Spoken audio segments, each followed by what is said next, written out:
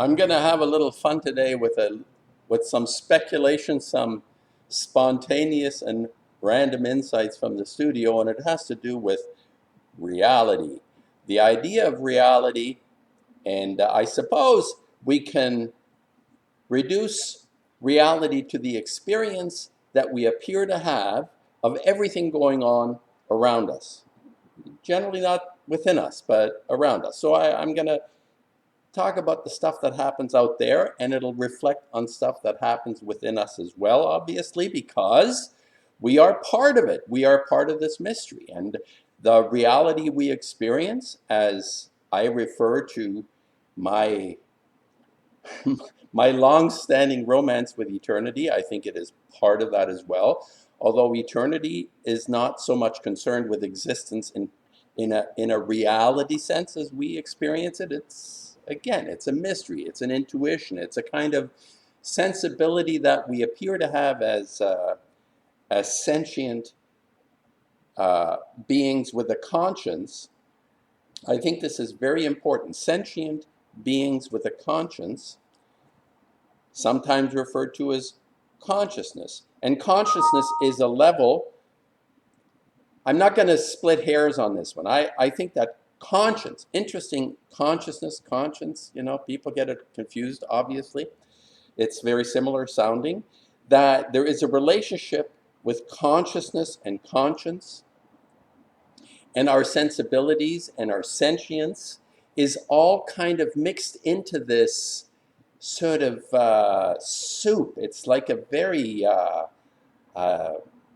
complex ingredient soup that we experience every day without really knowing what it is we're experiencing. So I'm going to piggyback on Matt, Quantum of Conscience, a little bit, because I think he's basically the front man for reality itself is a psyop. And I have a lot of affection and an inclination to agree that there is a large portion of what it is. The world is not what it appears to be. This is Quantum of Conscience, Matt. Continuous pounding. That there are so many indicators that suggest that it's all fabricated. You can't make this shit up, kind of thing. Like I was on his last posting about the Spanish flu, and it had 333 likes and 1 dislike when I was looking at it. So it's almost like it said to me, okay, numbers, just numbers, random numbers, but it suggested to me, no, the thought that I have, and I hit his video with exactly those kind of numbers going on, suggesting that he himself is part of the psyop that he is trying to call out. It's a kind of convoluted thing, if you know what I mean. It's difficult to grab onto this because if in fact there is some truth to the idea, and truth is difficult for me because I've always said truth is a moving target, but let's just, in the generic sense, truth exists as a specific thing, that there is, as Matt has considered and is proposing, reality itself is a huge psyop. Run out of where? He's not prepared to speculate. He's not really too keen on giving us that his speculation on that, although maybe AI comes up or something. But my thought is, today, I'll give my own example. He was talking about the Spanish flu, how it's totally ridiculous the way it's being presented, that it has any fact, the way people obviously were shown to all wear masks. All the pictures have people with masks and being refused to entrance into streetcars or establishments. And the likelihood of this being true is very, it is suspect. However this is constructed. Now, obviously you're going to say, hey, how can you just change pictures and all that? I'm just saying that there is an aspect to this experience of the mystery that suggests reality itself is a psyop. So you might as well go somewhere else, listen to someone else. spontaneously ranting about ideas that come to their head like I do. I just thought of this, I'm working on a painting in the background here, a Canadian flag, well, what's left of it. I'll talk a little bit about that too. But the idea that the psyop that we're a part of and contributing to, meaning that we have the ability to choose. Somewhere our sentience, our conscience, consciousness itself, has some ability to be a part of or recognize. I mean, you're still a part of when you recognize, but it's a different being a part of. Like when you know the rules about something, you can actually adjust your actions accordingly. Whether it's sports is a good example. You're not going to play a sport unless you know the rules. So if you know the rules, you're actually, in a sense, dominating the activity through understanding something. I'm not sure if that's a good example, but so this regarding the beer virus. Uh, like I say, I turn on the radio as an exercise of reality psyop. Well, I would call it a media psyop to propagate the idea of the beer virus, and everybody should get the Jabberwocky. This morning I turn on the radio and there's a report on the voice from the man. The voice from the man. Every country has the voice from the man. Here it's called Canadian Broadcasting Corporation, funded by the government. It's supposedly independent, but it's a voice for the man. And the report, and I know it's a voice for the man because the only narrative, the only discussion is the beer virus. Within usually the average number of seconds when I turn the radio on randomly in the morning is within 5 to 10 seconds, unless there is music, it's a discussion about the beer virus. So this morning, and Matt calls it truth drops, I think, that things are revealed to us that are very clear on exposing the psyop that we're experiencing, which is why I'm rambling. I'm thinking about this. And the report this morning was that there is a Native community, a Mohawk community, within 3 borders, the US, Quebec, and Ontario border, south of St. Lawrence. It must be a very southerly sort of Canadian, well, Pelee Island is the most southerly, but it's southerly in terms of Quebec, Ontario. A Mohawk community that is very reluctant, apparently very reluctant to take the Jabberwocky. Then, of course, the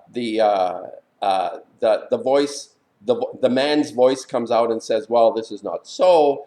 One of the chiefs, these people, I find it very difficult how the Native community that has been so decimated, and it's coming out, I'll talk about this as well a little bit, because it's really interesting to me. The chief says, oh no, it's not true. At least 50% of our community has the Jabberwocky, and we're rolling along. Another person suggested it was barely 10%, and 10% of the first, or maybe 10% of two, whatever the thing. And then a voice out of the darkness, out of the vacuum, comes in this report and suggests the reason there is misgiving about the Jabberwocky is because the man, the colonial man, has had such a bad track record in terms of Aboriginal people, the Native community, the killing of children in residential schools, which is all coming out under the flag that is basically coming apart at the seams as far as I'm concerned. The way it's conducting itself, this government, is fundamentally dismantling whatever had been established that might be considered salvageable. All of culture for me is suspect, but let's just say there is a salvageable aspect to this organization called Canada. And I want to highlight again Kevin Annett, Eagle Strong Voice, as he calls himself, who's been an advocate on behalf of the Native community, especially the children. Murder by Decree, I highly recommend his book, Murder by Decree, where he documents the systematic annihilation of children out of a community. Now, this morning, the voice of the man says that, oh, there is hesitancy around the Jabberwocky. Why is that? Oh, geez.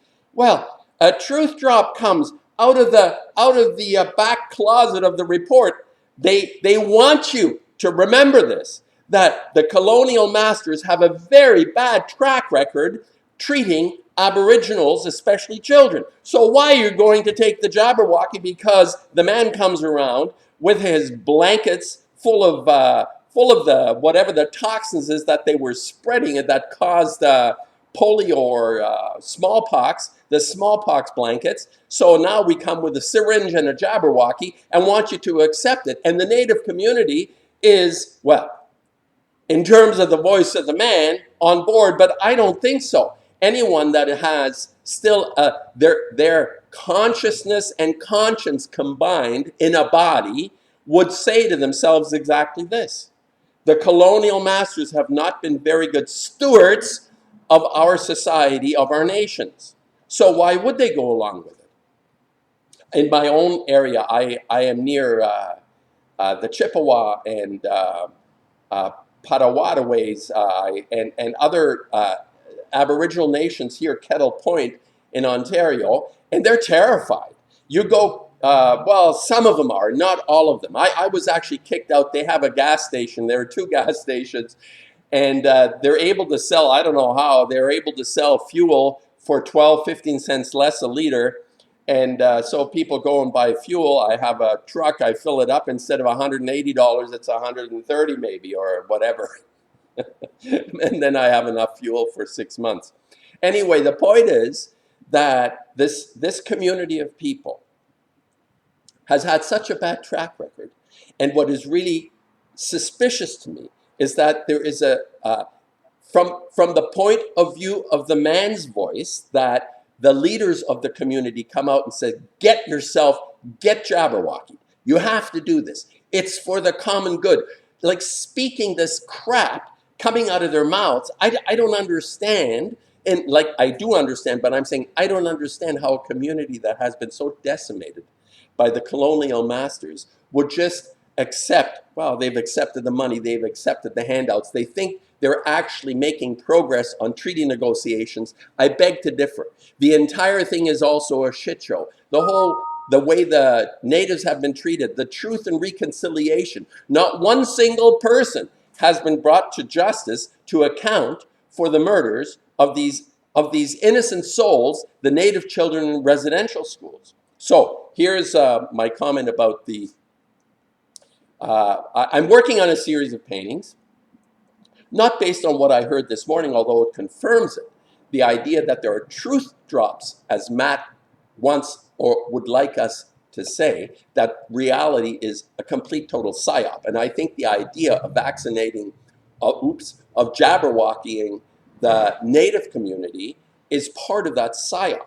To think that a rational human being would accept the fact that the Aboriginal person would run out of their wherever they live and run to the clinics to get Jabberwocky. I just don't see it. It makes no sense. You see what I'm saying? So I keep confusing the hand because the thing is switched around. The idea I recently had was to do a series of painting called Legend, and I've indicated, shown, represented some of the images from Legend. And it basically has some kind of, in my format, a fairly tight drawing of an image. You can recognize it very clearly. Often it's from art history. I love art history. It's kind of like, I feel I'm sort of like the Jacques Lussier of painting.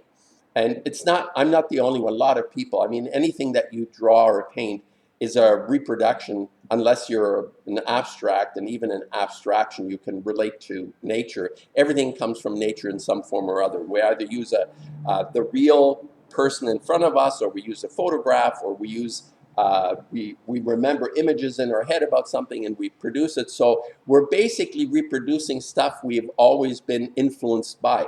Another quick thought on this. I was listening to Joe Zawinul, the guy that played jazz with Miles Davis on the best jazz album ever, I think, In a Silent Way. It's just a brilliant, and all blues, and what was the other one, In a Silent Way, and there's another fabulous album in the 60s. And Joe Zawinul says, oh no, I don't listen to music. I'm not influenced by anything. What a dysfunctional ego. What a narcissist this guy must have been. He's dead now. Made some good music with Weather Report, but he said he's not influenced, and that's outrageous, because we cannot. If we're breathing and our eyeballs are open and our ears are open, we're getting influenced every day. We're getting stuff coming in and we're responding to all the things coming in, and then it comes out. Like I say, a Jacques Lucien doing Bach. It doesn't sound like Bach at all. It sounds like some guy playing Bach in a way that it's never been played before. So I'm maybe not exactly like that, but I kind of like the idea of riffing off existing images that are really well known. Legends. This is what I'm calling my series. I'm calling them legends. And legends are, of course, possibly a story. Legends are human beings that are really quite extraordinary, possibly. Legends are things that are keys on the side of a map. And a friend of mine, Ian, also said, well, you know, a legend can also be a motto on a coin or a medallion.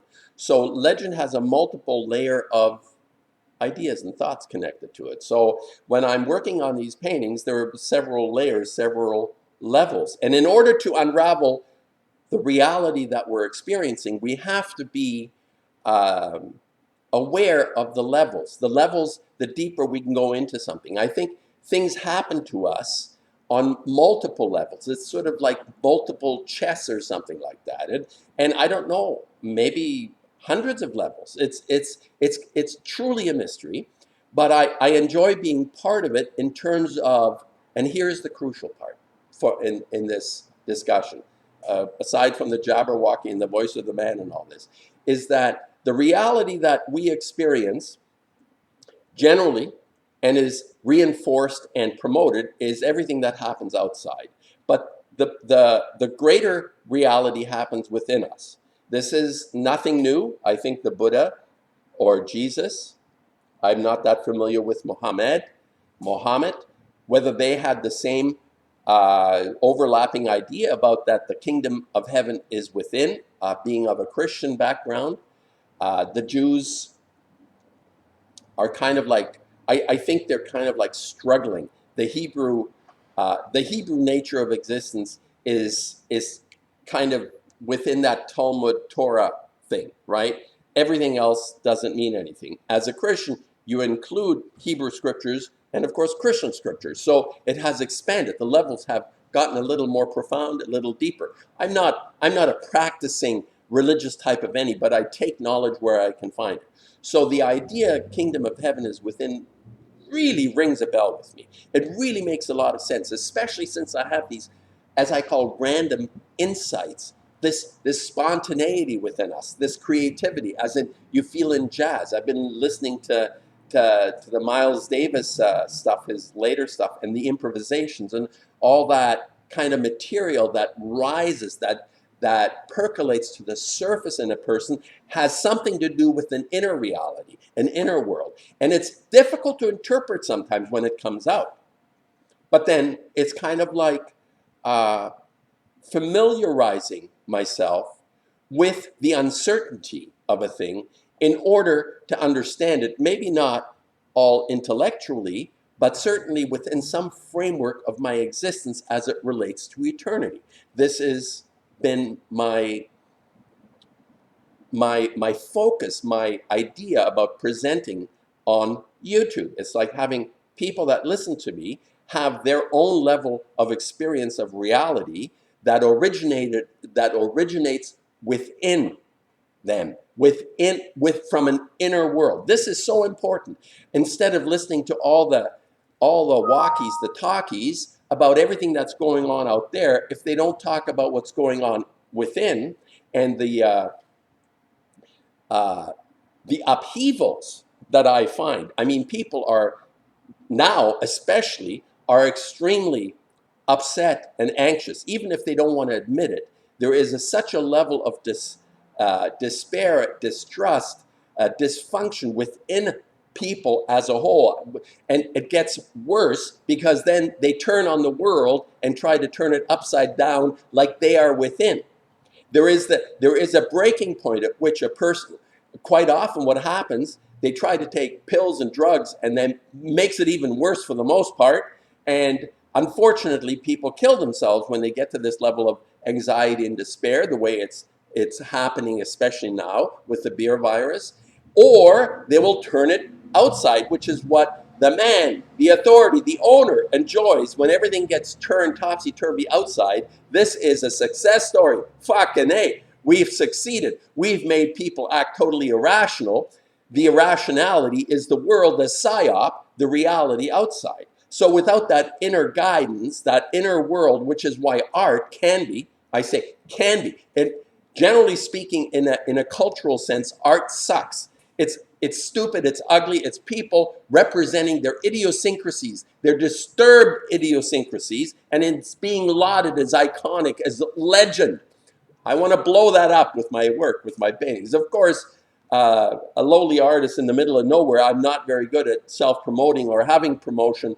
You have to have a team of people really pushing whatever it is that you have. If you have talent, let's say you're David Bowie or the Beatles, they had a huge contingent of people working on their behalf all the time. They just didn't do it by themselves. Yes, you can love some of their stuff and they're brilliant. Some even say, like the Tavistock Institute wrote a lot of the material for these types. But anyway, what I'm saying is without that energy, creative energy, effort to put something forward in front of people, it's virtually impossible to have any kind of response or recognition for what it is that one does. And I am a good example of that. I think I have something to offer. I'm not saying it's the what is it, the cherry on the cake, but it's a hell of a big piece of the cake, I can tell you that. So anyway, yeah, I just thought I'd chime in on the news story today, what it made me think, and the series of paintings I'm working on is based on the abuse, murder, and genocide. Even as a white guy, people say, "Hey, who do you think you are?" It's like commenting on the native situation. It's not just that it's a native situation. These are souls. These are innocent souls, children. These are people that are important to me, that are important to each other, and I'm part of this human family. And when I see atrocities and wrongs committed, I comment on it. I say it. And I hope I do it with the sensitivity that's required. I think I do. It's going to be a little bit, I think there is some controversy, obviously. Any work that's worth looking at and thinking about will be controversial, will appear offensive at times, but it doesn't, once you look at something more profoundly and deeply, I think it finds its rightful place. It's like the law of ocean waves. All the pebbles congregate together on the beach. It's kind of like that. So I look at art that way too. It'll sort itself out. It'll congregate. All the work that is brilliant and beautiful and fabulous and helpful will all sort of come together in people's minds somehow or other. I guess I have faith. So anyway, my comment for the day, don't be afraid. Don't be afraid. No noose is good news. And the man is out there swinging his bat in I would agree with Matt that reality, as long as it's focused on the outside, which he is also a part of, regurgitating all the shit the man produces, analyzing it, the analysis itself becomes a regurgitation of, I've said this to him, but he says, no, there are people that need to know this. He might be right, I don't know. But reality is a psyop for the most part, because it does not include the inner world. It's always about the outer world. And what was the last point? There was another point. Oh yeah, culture as a whole, I've said, is basically a record of the atrocities that have been committed over 6,000 years. So why would I embrace something that has been so hurtful to me in terms of a history, not just like me, but people in general? Why would I embrace something that has been so detrimental to the well-being of societies and people? And especially the Native community. Why would they embrace the man's solution for this so-called beer virus?